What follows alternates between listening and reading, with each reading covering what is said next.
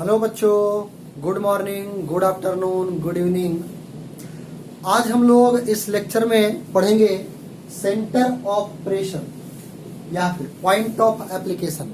आपको ध्यान होगा रोटेशन चैप्टर में हम लोगों ने टॉपिक पढ़ा था पॉइंट ऑफ एप्लीकेशन। ठीक है बाबू, और कॉपी कलम लेकर के बैठा करें, नोट किया करें। जैसे आप एक ऑफलाइन क्लास में पढ़ते हो बिल्कुल वैसे ही नोट करते हुए काम करना है बाबू, ठीक है ना। हाँ, तो हम लोगों ने रोटेशन टॉपिक में रोटेशन चैप्टर में पढ़ा था पॉइंट ऑफ एप्लीकेशन। क्या था बाबू पॉइंट ऑफ एप्लीकेशन? जैसे मान लो किसी सिस्टम पे बहुत सारे सो मेनी फोर्सेस एक्ट हो रहे हैं, एक से ज्यादा फोर्सेस एक्ट हो रहे हैं, ठीक है। अब वो सारे फोर्सेस जो एक से ज्यादा फोर्सेस एक्ट हो रहे हैं, वो सारे फोर्सेस मिल करके उस सिस्टम पे उस ऑब्जेक्ट में कुछ एक्सेलरेशन प्रोड्यूस करेंगे, कुछ एक्सेलरेशन लाएंगे। वो सारे के सारे फोर्सेस मिल करके कुछ एक्सेलरेशन लाएंगे। कुछ हो सकता है रोटेशनल इफेक्ट लाए, है ना, translational effect as well as rotational effect.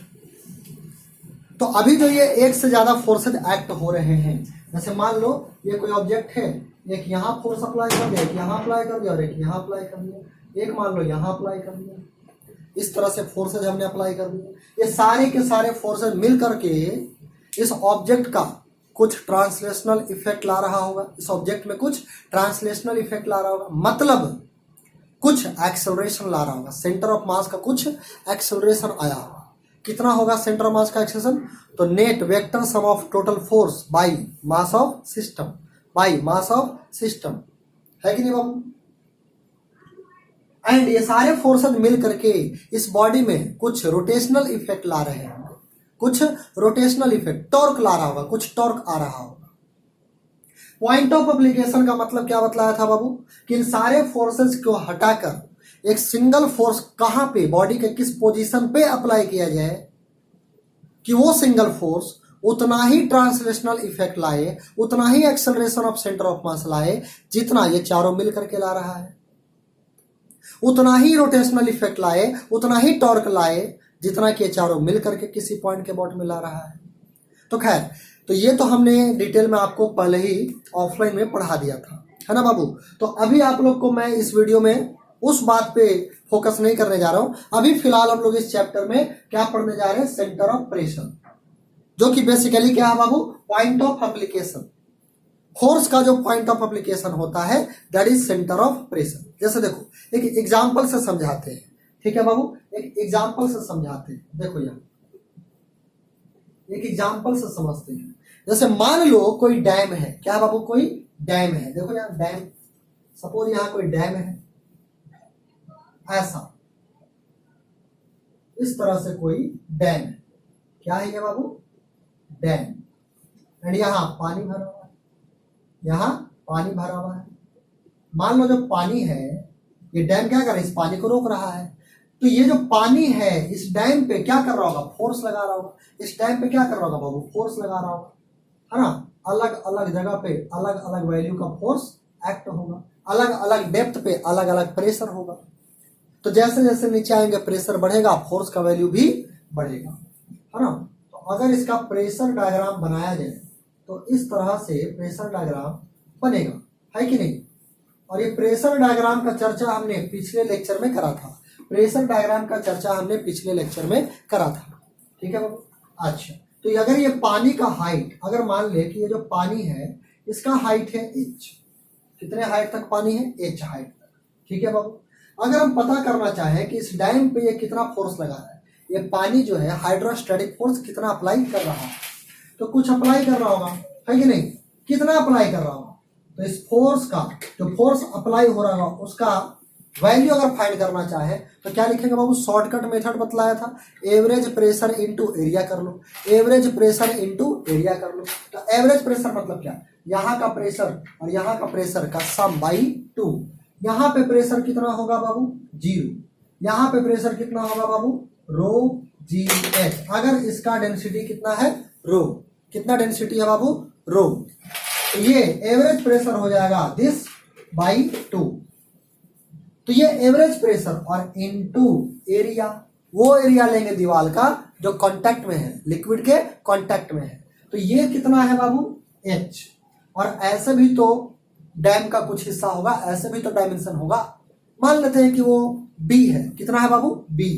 तो एरिया कितना हो जाएगा, एरिया ऑफ कांटेक्ट कितना हो जाएगा, b into h, this is the area. तो ये अपने को ओवरऑल कितना मिल रहा है बाबू, देखो rho g b h square by 2, इतना फोर्स एक्ट होगा, इतना फोर्स एक्ट होगा। ये जो पानी है वो कुल मिलाकर टोटल कितना फोर्स एक्ट हो रहा बाबू, rho g b h square by 2, इतना फोर्स एक्ट हो रहा है टोटल, टोटल है कि नहीं।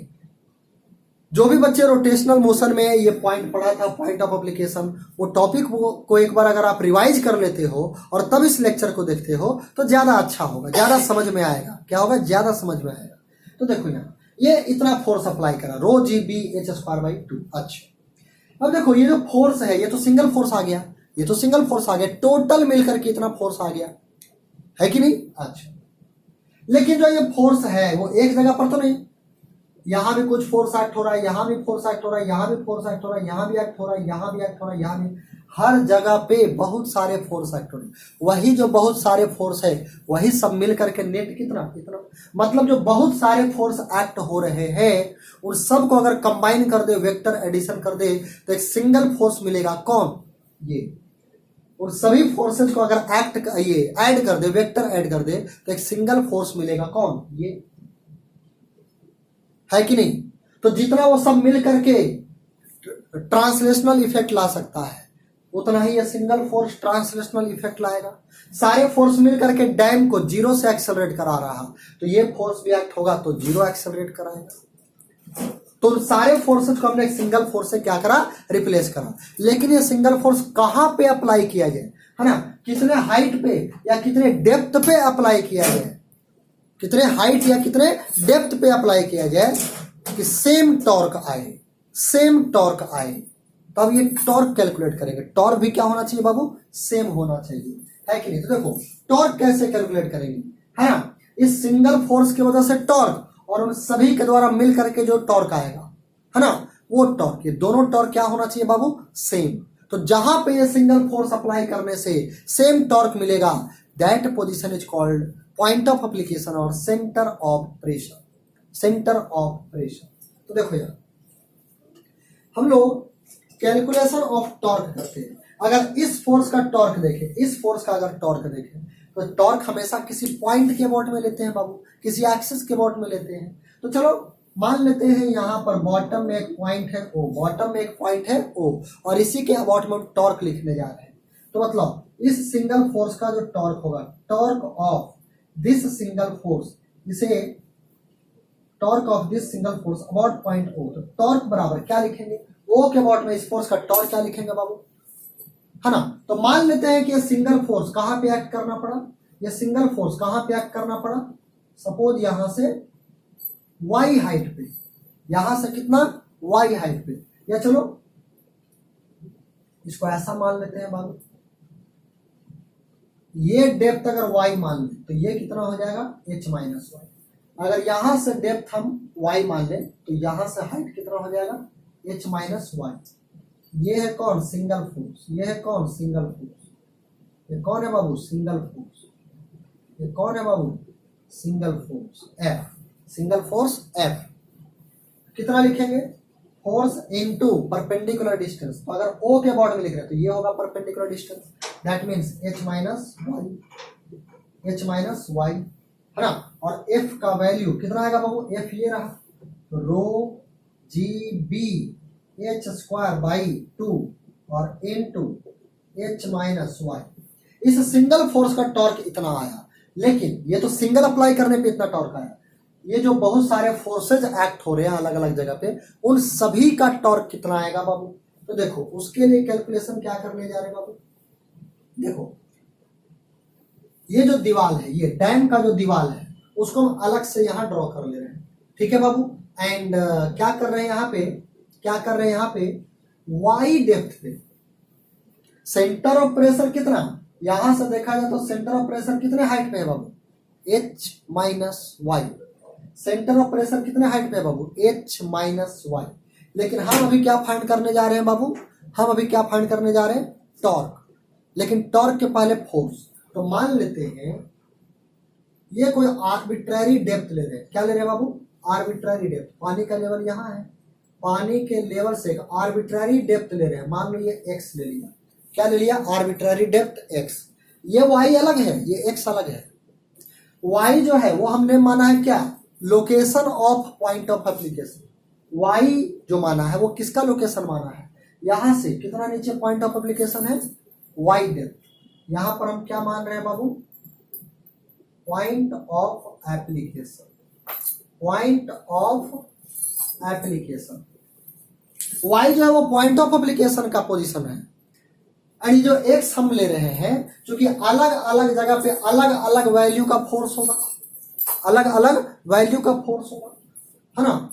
तो मान लिया x डेप्थ पे जो फोर्स है, x डेप्थ पे जो है फोर्स जो एक्ट होगा वो मान लेते हैं कि df होगा, कितना होगा, df। और यहां पर चूंकि फोर्स वैरी करेगा, फोर्स क्या करेगा बाबू, वैरी करेगा। देखो x डेप्थ पे हमने एक एलिमेंट्री पार्ट मान लिया, x डेप्थ पे हमने एक एलिमेंट्री पार्ट मान लिया, छोटा सा एलिमेंट्री पार्ट, और ये कितना थिकनेस होगा, dx। क्या मान लिया बाबू, dx, dx मान लिया। x डेप्थ पे प्रेशर कितना होगा, यहाँ पे प्रेशर कितना होगा, x डेप्थ पे प्रेशर कितना होगा, रो जी एक्स, रो जी एक्स। और फोर्स कितना हो जाएगा बाबू, x डेप्थ पे प्रेशर इतना, तो फोर्स कितना, तो प्रेशर इंटू एरिया, तो प्रेशर P और इंटू एरिया। तो P का वैल्यू कितना, रो जी एक्स। एरिया यहाँ पे कितना, इस दीवार का एरिया कितना, तो ये dx और ये d, तो एरिया कितना हो जाएगा बाबू, d dx। तो ये df मिला, मतलब x डेप्थ पे, x डेप्थ पे जो फोर्स एक्ट होगा वो कितना, रो जी एक्स बी डी एक्स, इतना फोर्स एक्ट होगा बाबू। तो टॉर्क कितना होगा, O के बॉट में, टॉर्क देखो O यहाँ है, O यहाँ है, O से ये हाइट कितना रहेगा बाबू, O से कितना हाइट रहेगा बाबू, h माइनस एक्स। O से कितना हाइट रहेगा, h माइनस एक्स।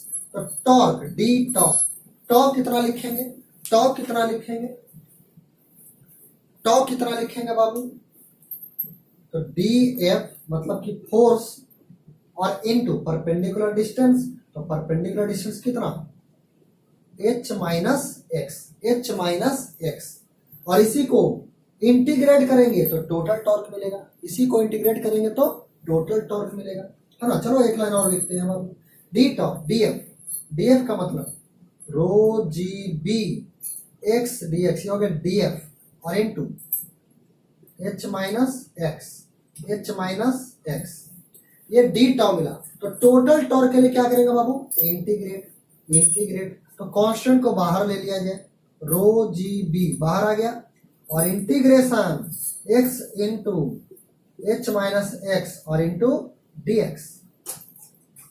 तो d के साथ x है ही, तो लिमिट क्या लेंगे बाबू, ये एलिमेंट्री पार्ट हर जगह होगा, जब यहाँ पे एलिमेंट्री पार्ट होगा तो 0, और जब बॉटम पे चला आएगा एलिमेंट्री पार्ट तो कितना, h, ये हो जाएगा 0 टू h। तो इसको इंटीग्रेट करेंगे बाबू तो क्या मिलेगा, रो जी बी, ये तो रहेगा, और देखो एच एक्स, एक्स को मल्टीप्लाई करेंगे तो एच एक्स, तो इंटीग्रेट करेंगे तो क्या मिलेगा, h x square by 2 minus x square, उसका इंटीग्रेशन कितना मिलेगा बाबू, x cube by 3, x cube by 3, और ये 0 टू h, 0 टू h। यहां से इसको सॉल्व करेंगे तो क्या मिलेगा बाबू, rho g b into upper limit पहले पुट करेंगे, फिर माइनस देकर लोअर लिमिट, तो लोअर लिमिट 0 पुट करेंगे x के जगह पर, तो वो तो पूरा 0 बन जाएगा बाबू, है ना। तो h पुट करेंगे तो देखो h स्क्वायर और इंटू h, तो h cube by 2 minus h cube by 3, h cube by 2 minus h cube by 3, है ना, h cube by 2 minus h cube by 3, तो कितना मिलेगा बाबू, h क्यूब बाई 6, कितना मिल जाएगा, h cube by 6, h cube by 6, ये मिल जाएगा h cube by 6। Video pause करें बाबू और इसे नोट करें, मुझे जगह चाहिए, वीडियो पॉज करें और इसे नोट करें बाबू, मुझे जगह चाहिए। आपने नोट कर लिया होगा बाबू, है ना। अच्छा, तो यहाँ देखो, ये जो टॉर्क आया वो बहुत सारे अलग अलग जगह पे अलग अलग फोर्स था, बहुत सारा फोर्स था। वो सारे फोर्सेज मिल करके कितना टॉर्क ला रहा बाबू, इतना टॉर्क ला रहा ओ के अबाउट में, ओ के अबाउट में। ये जो टॉर्क हमने कैलकुलेट करा ये भी किसके अबाउट में, ओ के अबाउट में। किसके अबाउट में बाबू, ओ के अबाउट में। और ये भी जो टॉर्क है किसके अबाउट में है, ओ के अबाउट में। तो अगर पॉइंट ऑफ एप्लीकेशन ढूंढने निकले हैं तो दोनों ही टॉर्क क्या होना चाहिए, सेम होना चाहिए, है ना। पॉइंट ऑफ एप्लीकेशन पे सिंगल फोर्स अप्लाई करने से ट्रांसलेशनल इफेक्ट और रोटेशनल इफेक्ट क्या होना चाहिए बाबू, सेम, है ना। तो ट्रांसलेशनल इफेक्ट सेम लाने के लिए फोर्स का मैग्नीट्यूड सेम होना चाहिए। तो जितना ये सारा मिल करके फोर्स एक्ट करेगा वो सिंगल फोर्स ये है ना। तो जितना वो सारा मिल करके फोर्स एक्ट करेगा वो सिंगल फोर्स ये है। तो जब हमने जितना वो एक्ट करेगा मिलकर उतना हमने ये अप्लाई कर दिया सिंगल फोर्स, तो ट्रांसलेशनल इफेक्ट तो सेम हो ही गया। रोटेशनल इफेक्ट को सेम लाने के लिए टॉर्क को सेम होना पड़ेगा। तो ये टॉर्क जो सिंगल फोर्स ने अप्लाई किया और जो अलग अलग फोर्स मिल करके जो नेट टॉर्क लाया है वो टॉर्क दोनों अगर इक्वल हो जाए तो रोटेशनल इफेक्ट भी क्या हम लोग बोल देंगे बाबू कि इक्वल है। मतलब ये पॉइंट पर क्या हो जाएगा, point of application, point of application, है ना। तो चलो दोनों को हम इक्वेट करने जा रहे हैं, ये फर्स्ट और ये सेकंड, है ना। तो from first and second, from first and second, from first and second क्या करेंगे बाबू, दोनों टॉर्क क्या होना चाहिए, इक्वल होना चाहिए। तो इक्वेट कर देंगे। तो फर्स्ट में कितना है, rho g b h square by 2 into h minus y equal to second वाले में rho g b into h cube by 6, h cube by 6 cancel out हो जाएगा, रो जी बी, है ना। और एच स्क्वायर कैंसिल आउट, और 2 से 6 को कट करेंगे 3 टाइम्स में। यहाँ देखो बाबू एच माइनस वाई बराबर कितना बचा, एच बाई 3, यहाँ एच बाई 3। यहाँ से देखो वाई बराबर क्या आ जाएगा, वाई को आरएचएस में ले जाओ, इसे एलएचएस में ले जाओ, तो कितना आ जाएगा 2h/3। कितना आ जाएगा बाबू, 2h/3। तो वाई का वैल्यू मिला, मतलब जो पॉइंट ऑफ एप्लीकेशन, जो पॉइंट ऑफ एप्लीकेशन होगा बाबू वो यहाँ पानी के फ्री सरफेस से कितना बिलो होगा, 2h/3। पानी के सरफेस से, डैम के टॉप से नहीं, पानी के सरफेस से कितना बिलो होगा, 2h/3, 2h/3, 2h/3।